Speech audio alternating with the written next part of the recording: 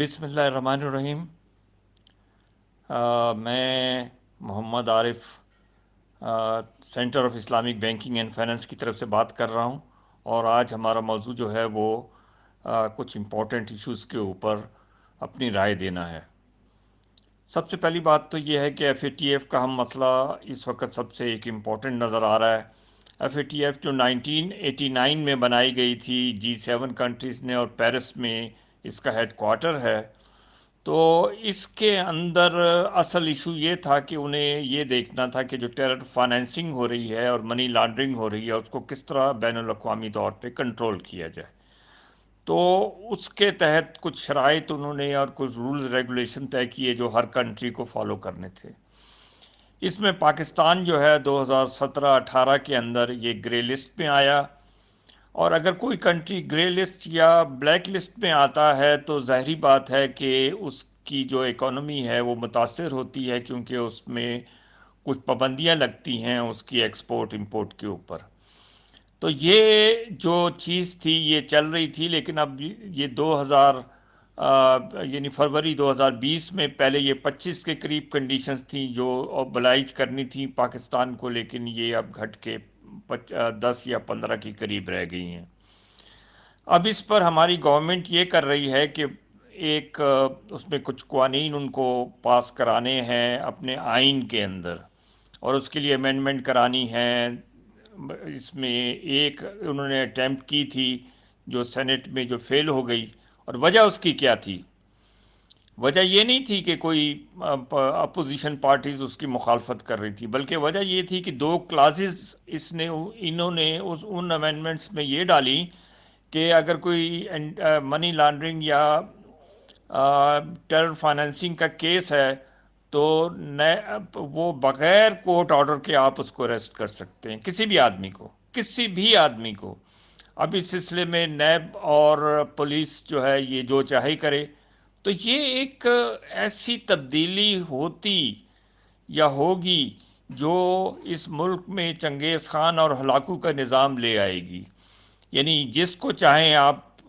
یہ الزام لگائیں اور اس کو جیل کے اندر بھجوا دیں۔ تو یہ سلسلہ جو ہے یہ نہیں ہونا چاہیے، اور کم از کم ہماری اس گورنمنٹ کو جو یعنی دعویٰ کرتی ہے کہ یہ عوام کے ساتھ ہے، عوام کے کو سپورٹ کرتی ہے، ان کو کوئی ایسا قانون نہیں بنانا چاہیے جس کے اندر یعنی لوگ جو ہیں وہ پولیس یا نیب ان پر بغیر کسی کورٹ آرڈر کے ہاتھ ڈال سکے۔ تو یہ جو چیز ہے یہ میرا خیال ہے اگر یہ اس کو کر دیں گے تو ظاہر بات ہے کہ اپوزیشن کو بھی، اور پھر یہ ایک جوائنٹلی اس کو پاس آپ کرا سکتے ہیں، تو اس پہ کسی کو اعتراض نہیں ہوگا، پبلک کو بھی اعتراض نہیں ہوگا، میڈیا کو بھی اعتراض نہیں ہوگا۔ تو یہ سب سے بڑا مسئلہ ہے، اور اب دیکھیں اس میں کتنے سنسیئر ہیں ہمارے۔ جہاں تک ایف اے ٹی ایف کی بات ہے، وہ بھی G7 کنٹریز یا جو بڑے بگ کنٹریز ہیں وہاں کیونکہ ہیومن رائٹس کو کافی زیادہ ویٹ دیا جاتا ہے، تو یہ ممکن نہیں ہے کہ اس قسم کی کلازز کو وہ سپورٹ کرتے ہوں۔ تو یہ جو چیز ہے اس کو یعنی ہونا نہیں چاہیے، اسمبلی سے اس کو پاس نہیں ہونا چاہیے کسی بھی حالت میں۔ یہ جو ہے اس میں اب اگر ہم انٹرنیشنلی دیکھیں تو کچھ کنٹریز ہیں جو گرے لسٹ میں ہیں، اور گرے لسٹ سے ان کو پھر اپنا ریگولر لسٹ میں آنا ہے، لیکن صرف 2 کنٹریز ایسے ہیں جو بلیک لسٹ میں ہیں، اور وہ ایران اور نارتھ کوریا ہیں، اور اس کی وجوہات بھی سب جانتے ہیں کہ وہ امریکہ کا ایک پریشر ہے جس کی وجہ سے یہ 2 کنٹریز جو ہیں یہ اس طرح بلیک لسٹ کیے گئے ہیں۔ اب جہاں تک یہ ان کے قوانین کی بات ہے، منی لانڈرنگ کی اور یہ ٹیرر فائنینسنگ کی، تو یہ بالکل جائز بات ہے، کیونکہ وجہ یہ ہے کہ ہمارے یہاں جو 2009 یعنی 1980 سے جو سلسلہ شروع ہوا ٹیرر فائنینسنگ کا، اور طالبان اور یہ سب ان کو کریٹ کیا گیا، اور اس کے بعد یہ سوات اور پورا ہمارا KPK اور پنجاب اس کی لپیٹ میں آیا۔ تو اس میں ہوتا کیا ہے کہ یعنی اسلام کو عجیب رنگ میں پیش کیا جاتا ہے، جبکہ ایسا قطعاً نہیں ہے۔ یعنی اگر فرض کیا ان کے قابو میں کوئی ہمارے خدا نخواستہ بیچارے بہادر سپاہی کوئی ایک دو قابو میں آ جائیں، یا کچھ ان کے دشمن قابو میں آ جائیں، تو ان کے گلے کاٹ کر وہ ان کے ساتھ فٹ بال کھیلتے ہیں، اور وہ مطلب اپنے آپ کو مسلمان بھی کہتے ہیں جو فٹ بال کھیل رہے ہوتے ہیں۔ اور اسی طرح اگر کوئی لڑکی یا عورت ان کے وہ وہ مطلب ہے ان کے اس میں آ جائے، کنٹرول میں آ جائے، تو اس سے وہ پھر جو اگر یعنی ایک سے زیادہ لوگ ہوں تو وہ ایک نکاح کرتا ہے، پھر طلاق دیتا ہے، دوسرا اس کے ساتھ حلالہ کرتا ہے، پھر طلاق دیتا ہے، اور اس کے ساتھ نکاح کر کے حلالہ کرتا ہے، اور پھر اس کو طلاق دیتا ہے، اور تیسرا اس سے شادی کرتا ہے۔ اور یہ سارے کام یہ اسلام کے نام پہ کر رہے ہیں۔ اب یہ خود یاد کریں کہ اے پی سی میں انہوں نے جو ہمارے چھوٹے بچوں کو مارا تھا، تو کیا وہ اسلام تھا؟ اب یہاں پر صرف دو تنظیموں پر جو ہے یہ پابندی لگائی گئی ہے، کورٹ، لیکن وہ بھی کورٹ کے تھرو۔ تو اس لیے یہ ہے کہ ہماری حکومت کو بہت کوشسلی اس پر چلنا چاہیے، اور اس پر عمل کرتے ہوئے آگے جانا چاہیے ان کو۔ یعنی کوئی ایسا کام نہیں کرنا چاہیے جو پبلک کے رائٹس کو سکویز کرے، جبکہ آلریڈی وہ ایک اکنامک جو ڈیفیکلٹیز کا شکار ہیں، اب اس کے بعد پھر وہ لا اینڈ آرڈر میں جو ادارے ہیں ان کا بھی شکار ہو جائیں، تو یہ نہیں ہونا چاہیے۔ دوسری بات جو ہے وہ عاصم باجوہ صاحب جو ہمارے رسپیکٹڈ جنرل ہیں، انہوں نے جو ان پہ چارجز ایک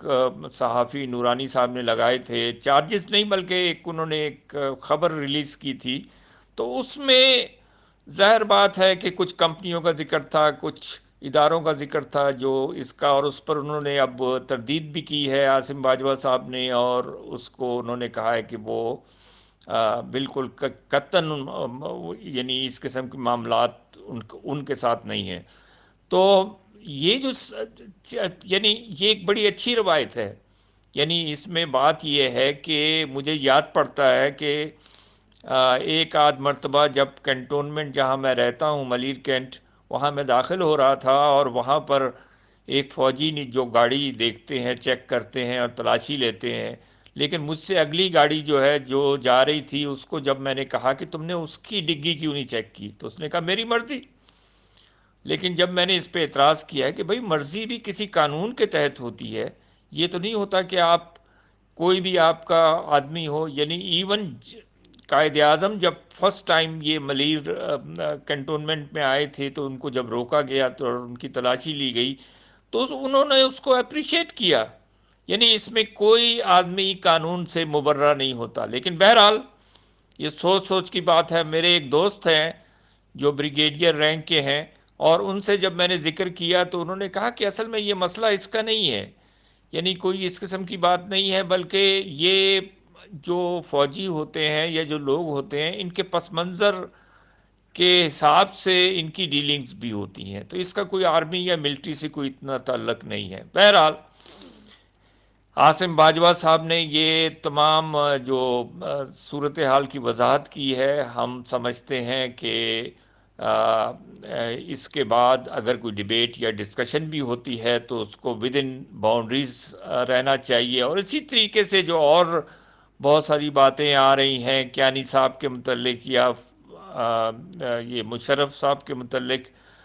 تو ان کی بھی ایک، جس طرح ہم نواز شریف، زرداری اور ان سب لوگوں کا ذکر کرتے ہیں، تو ان کی تفتیش اور انویسٹیگیشن اور تمام چیزیں اسی حساب سے ہونی چاہیے۔ تو ہمارے ملک میں اگر ہم یہ تمام کام ود ان، یعنی اس میں ہم لوگوں کے رائٹس کو سامنے رکھتے ہوئے، لوگوں کی ضروریات کو سامنے رکھتے ہوئے، اور جو اسلامک پرنسپلز ہیں اصل میں ان کو سامنے رکھتے ہوئے اگر ہم آگے بڑھیں، تو ہم ایک اچھے پاکستان کی بنیاد رکھ سکتے ہیں، اور ایک ہم ہسٹری کو جو ہماری ہے جس میں بہت ساری ہم نے غلطیاں کی ہیں، ان کو ہم نئے سرے سے ری ڈیفائن کر سکتے ہیں۔ تو میرا خیال ہے کہ یہ باتیں ایسی ہیں کہ اس میں ہماری حکومت، عوام، میڈیا، ان سب کو اپنا اپنا رول پلے کرنا ہوگا، اور وہ رول اور جو ہمارے 90% لوگ ہیں وہ تو بالکل اس میں بلکہ 99% پازیٹیو رول پلے کرنا چاہیں گے. تو میرا خیال ہے کہ اسی کے ساتھ ہم آج کے کومنٹس ختم کرتے ہیں. شکریہ.